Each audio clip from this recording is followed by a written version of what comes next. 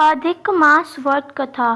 सूत जी बोले, राजा परीक्षित के पूछने पर भगवान शुक्र द्वारा कथित परम पुण्यप्रद श्री द्वारवत सुखदेव जी के प्रसाद से सुनकर और अनंतर राजा का मोक्ष भी देखकर अब यहाँ ज्ञान करने को उगत ब्राह्मणों को देखने के लिए मैं आया हूँ और यह यज्ञ में दीक्षा लिए हुए ब्राह्मणों का दर्शन कर मैं कृतज्ञ हुआ हूँ।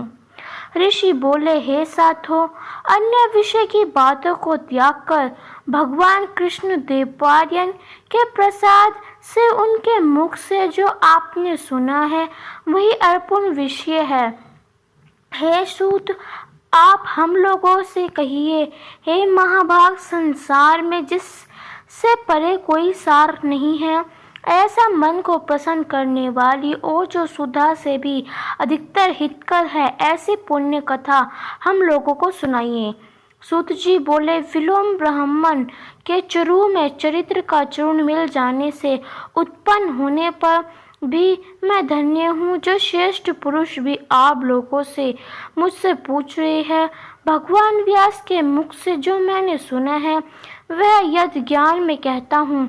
एक समय नारद मुनि नर नारायण के आश्रम गए और आश्रम बहुत से तपस्वियों, सिद्धों तथा देवताओं से भी युक्त है और बेर, बहेड़ा, आंवला, बेल, आम, अमला, केत, जामुन, कमबद्दी और भी अनेक वृक्षों से सुशोभित है।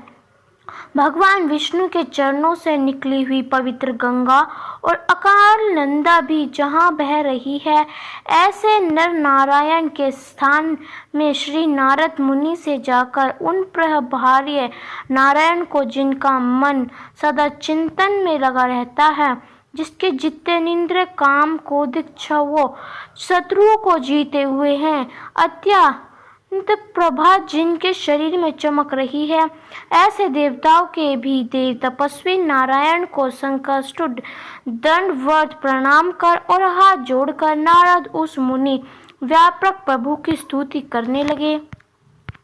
नारद जी बोले, हे देव, हे जगन्नाथ, हे कृपा सपत्ते, आप सत्य व्रत हो, त्रिसत्य हो, सत्य आत्मा हो, सत्य संभव हो। हे सतयोनि, आपको नमस्कार है। मैं आपके शरण में आया हूँ।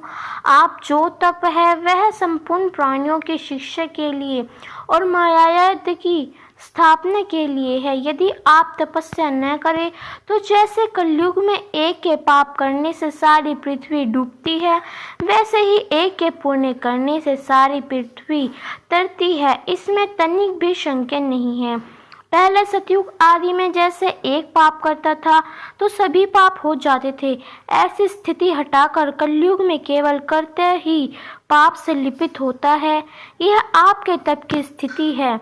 हे भगवान, कली में जितने प्राणी हैं सब विषय में आसक्त है, स्त्री पुत्र ग्रह में लगा है, चित्त जिनका ऐसा प्राणियों का हित करने वाला है, जो और मेरा भी थोड़ा कल्याण हो, ऐसा विचार कर केवल आप ही कहने के योग्य हैं।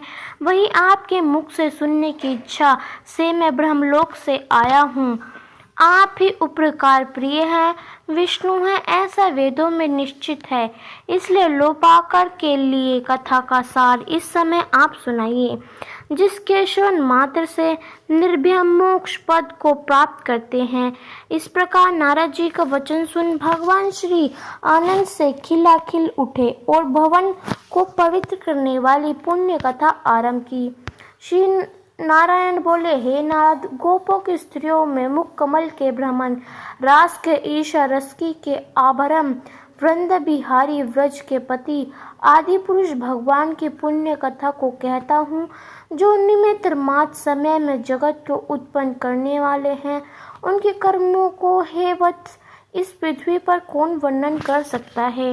हे नारद मुनि, आप ही भगवान के चरित्र का सरसार जानते हैं और यह भी जानते हैं कि भगवत चरित्र वाणी द्वारा नहीं कहा जा सकता।